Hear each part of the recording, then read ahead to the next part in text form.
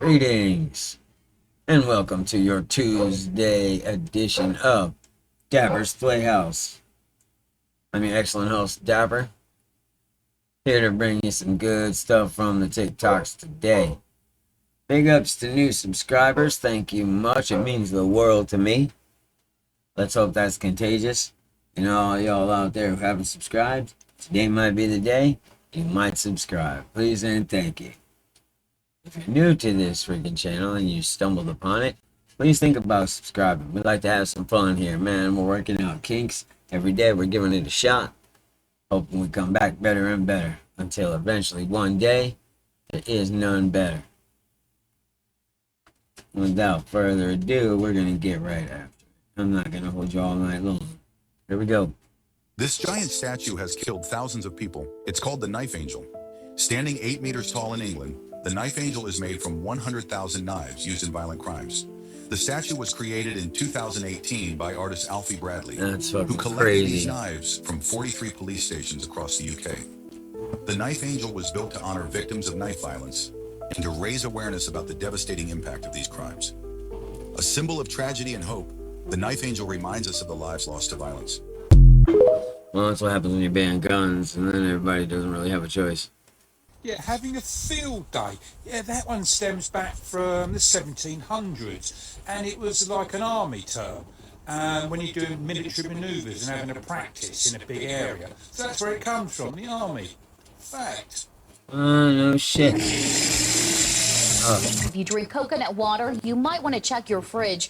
Right now, more than 2 million cans of coconut water are being pulled from shelves. Right now, 2 million cans of coconut water have been recalled.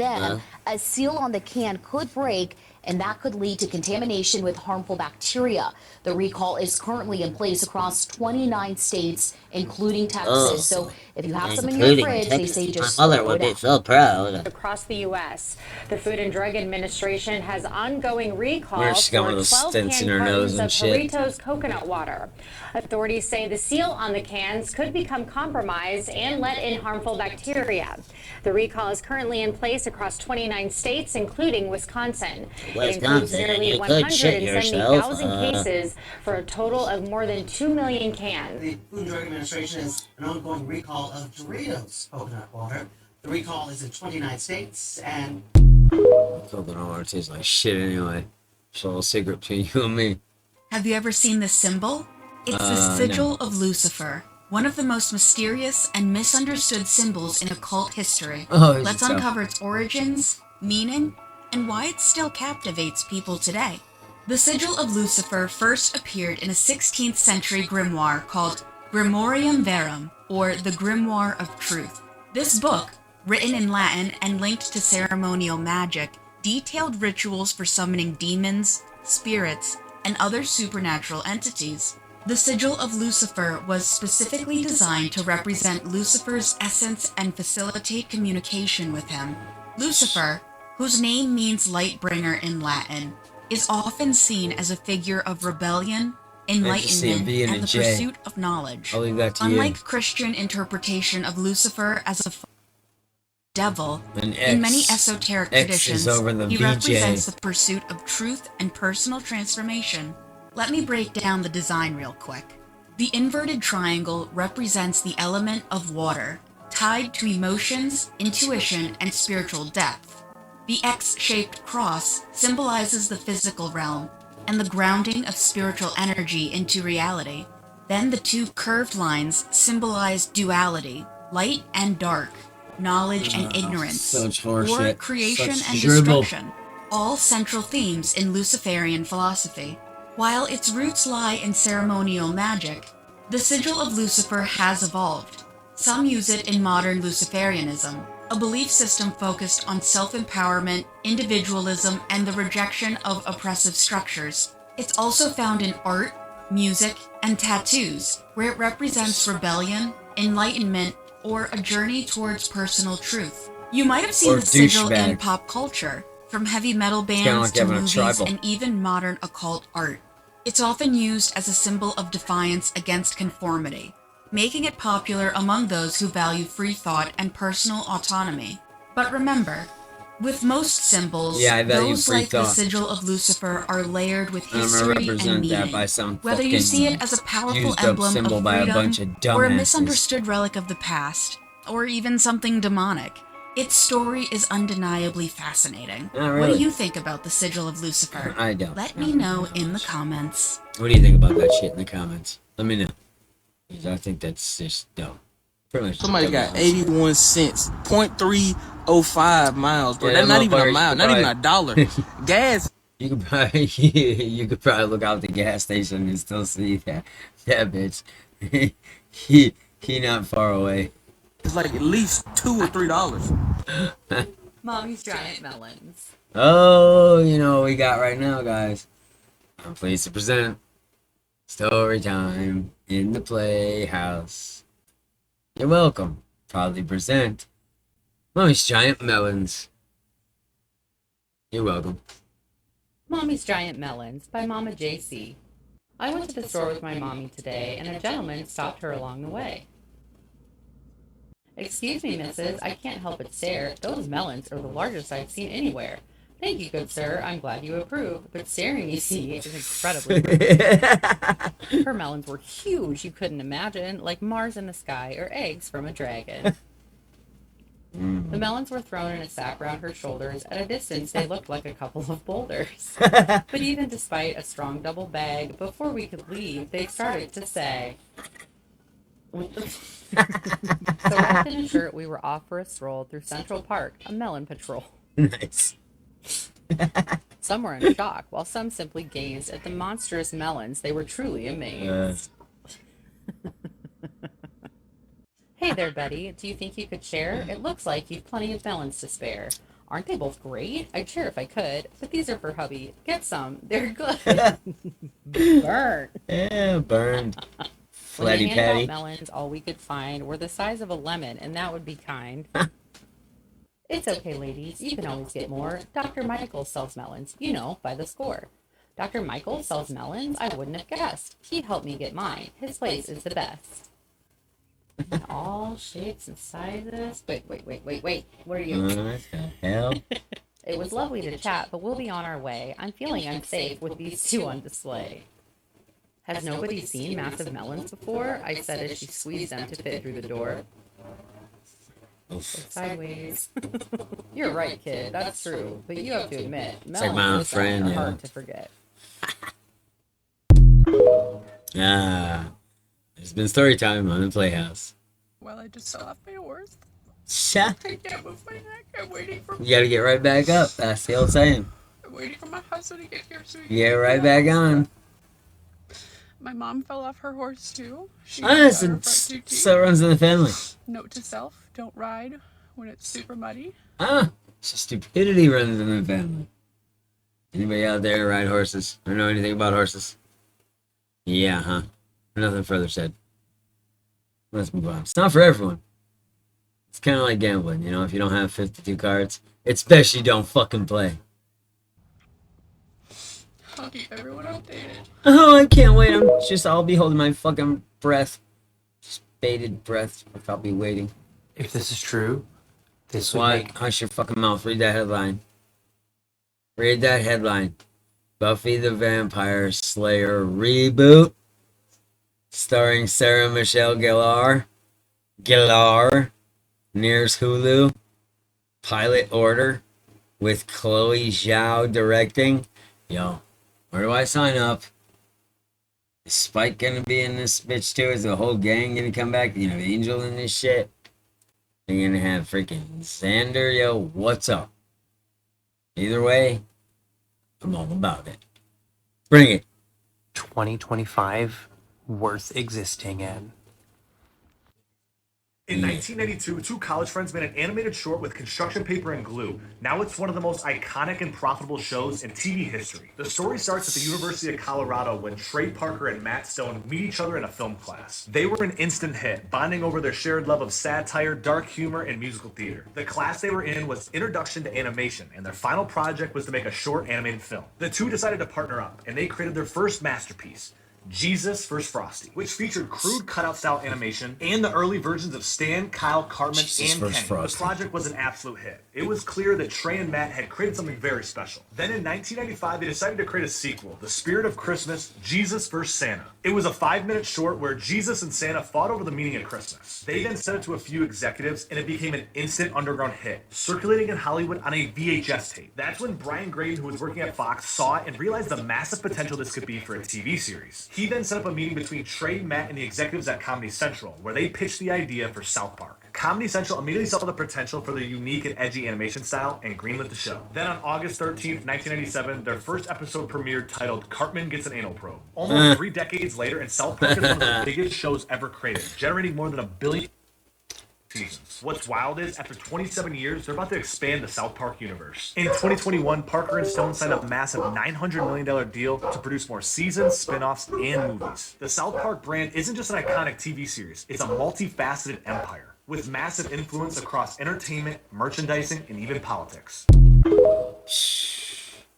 You will respect my authority.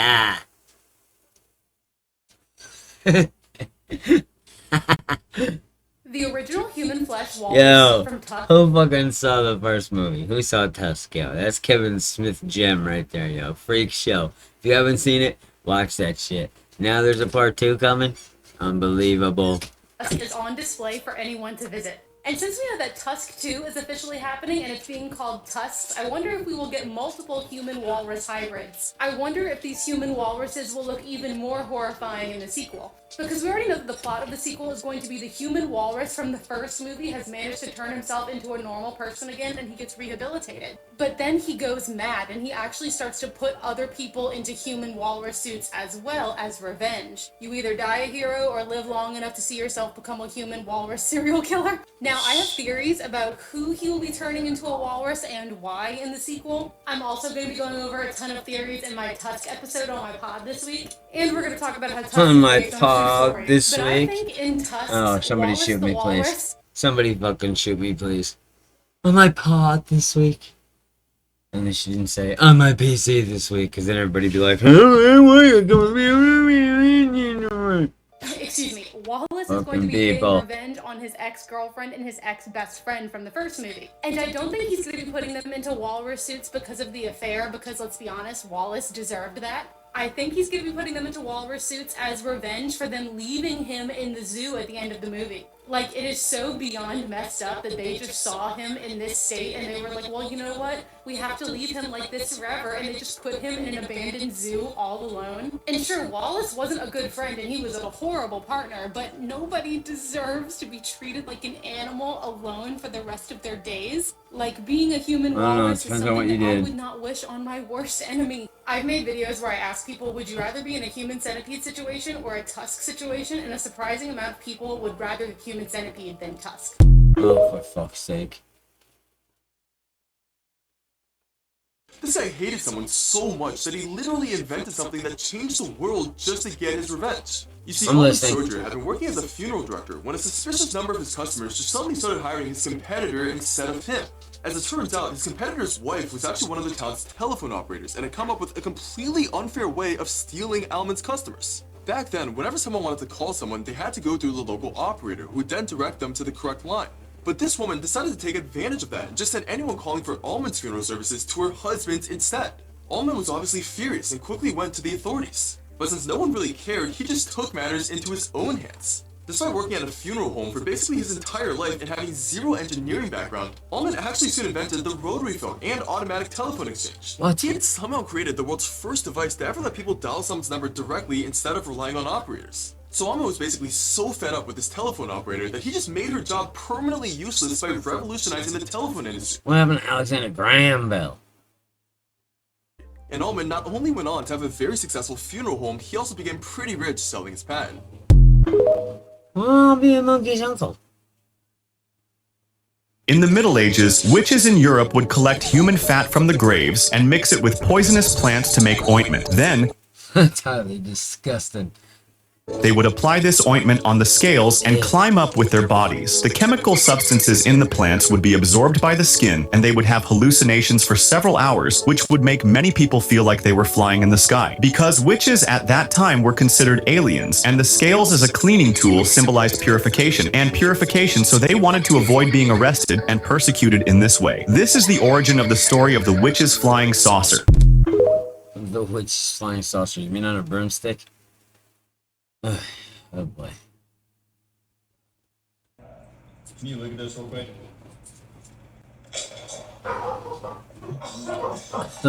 Holy shit. That dude shot that nerve dart right down his throat. He's like, whatever was say, he's not that important.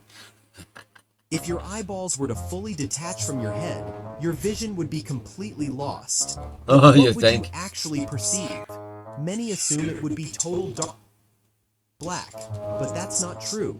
You wouldn't see darkness because you wouldn't see anything at all. It would be like trying to see through your toe. No light, no blackness. Well, the more you know.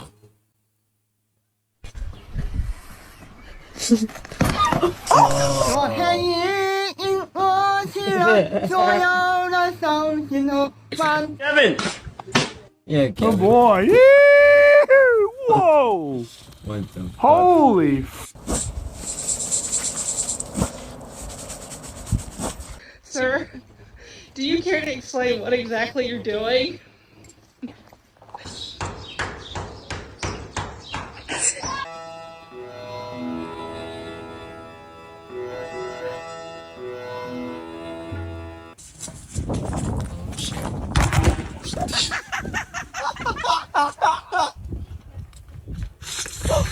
Oh. Coming in hot, going out cold. Hey, hey!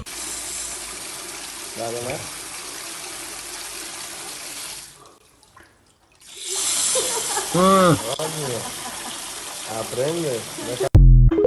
Never turn off my water. If a porta potty tips over with you inside, your first move should be to unlock the door. Then press your feet firmly against the door and push the structure upward. This will lift the rest of the porta potty, allowing the door to stay grounded while the structure tilts back. If that doesn't work, launch yourself against one of the walls. The momentum might be enough to tip it over in your favor. And as a last resort, repeatedly kick where the roof meets the walls until it pops open. Yeah. That's the most practical one. Hey, you never know when you might need it. I know some of y'all is jackass types. Huh? Festival goers, etc. Construction type guys. You might need to know this. Porta potty safety. You're welcome.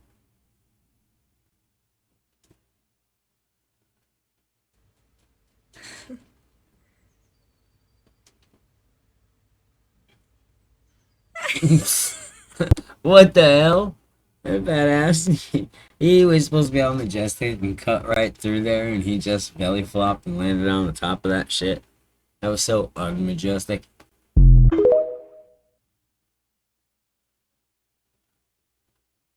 Did you know that spiders have clear blood? Time for unsettling facts with Smudge. Researchers who work with cockroaches tend to develop an allergy to cockroaches. Now, this is not the disturbing fact. The disturbing fact is that they also develop an allergy to pre-ground coffee because of all of the cockroach parts in pre-ground coffee. Gross. Corpses can get goosebumps. Due to humans' artificial selection, dogs eyebrows. They don't remove the original kidney. They just piggyback the new one with it. The only thing that's stopping you from dissolving your own stomach is a thin layer of mucus that the pores in your stomach lining are constantly producing. A researcher was quoted saying that a lab filled with bird flu samples smells oddly like wildflowers. Oh, isn't that nice? Why? A large portion of the human body is just empty space. This has been unsettling facts. With Smudge. You just got video photo bombed. Imagine wearing this just to stay alive. But what is it? And why was it a lifesaver back in the 1800s? Let me explain. This bizarre-looking outfit is called a Siberian bear hunting suit. Yep, it's as intense as it sounds. Back in the 1800s, hunters would wear this when venturing into bear territory. The suit was covered with sharp iron nails. But here's the crazy part. It wasn't designed to kill the bear. Instead, these spikes were meant to hurt the bear just enough to make it back off. It was more about survival than a showdown. Well, that's fucking odd as it gets. Why do midgets laugh when they run through the grass? Because it tickles their balls. Duh, obviously. Everybody visualizing that shit right now? Yeah, it's too funny, huh? But just like that, we've come to the end of another Dapper's Playhouse session. Man, I hope it was everything thought it could be. And if not, you just deal with that for brother. I'll be back again tomorrow to try again. And hey, nobody's perfect. Get off your goddamn high horse. Alright, no, I'm just playing. So hey, I really hope you enjoyed it. I thank you for stopping on in and checking in with me. Because I've been thinking about y'all. So hey, let this symbiotic relationship continue. You do your part, I'll do mine. Please like, please share, please subscribe, please hit the bell, please do all those things. Do something else if I left it out. Create something to do, but just do it. Like Nike says. Oh yeah, and one more thing. If you can't be good, be bad. And remember, you ain't never too old to play. I'll catch y'all on the flip side.